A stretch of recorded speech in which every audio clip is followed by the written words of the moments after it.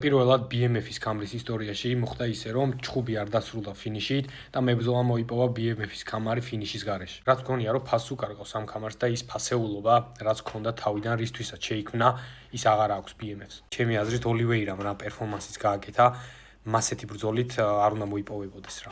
ჩემზე რო იყოს, ავდგებოდი და ამ კამრისთვის ორი მებრძოლი ვინც იჩხუბებდა, ესეც წეს დაუწესებდი, რომ მხოლოდ ფინიშით შეიძლებაოდეს ამ კამრის მოპოვება. ანუ ქულებამდე თუ მივიდოდა ჩხუბი და 5 რაუნდი სრულად თუ ჩატარდებოდა, ჩვეულებრივად იმ მებრძოლს, ვინც მოიგებდა ამ ჩხუბს, რეკორდში ჩაეწერებოდა მოგება, მაგრამ კამარს ვერ მოიგებდა. ვფიქრობ, ყველაზე სამართლიანი ესე იქნებოდა რა, თუ გავითვალისწინებთ იმას, რა ქვია კამარს სახელი და რისთვის არის საერთოდ შექმნილი. თვითონ სიტყვა გვეუბნება best motherfucker-ი რო იყო, მგონია რავი, რომ ფინიში მაინც უნდა აიღო რა. თან ის მებრძოლი, რომელსაც ეს BMF-ის კამარი ექნებოდა, მისი ყოველი შემდეგი ბრძოლა სანამ არ წააგებდა, იქნებოდა ამ კამარზე, ანუ გვერდზე გადადება არ შეეძლებოდა რა, როგორც თქვათ, აი მაქსმა გააკეთა ილიასთან. ვაფშე რა სისულელე იყო, რატო არ უნდა აიღო ილიას ეგ კამარი და რატო არ არის ეხა ილია BMF-ი, ხო? რას ფიქრობთ თქვენ, დამიწერეთ კომენტარებში. მე მგონი ძალიან სამართლიანი იქნებოდა ესეთი წესი.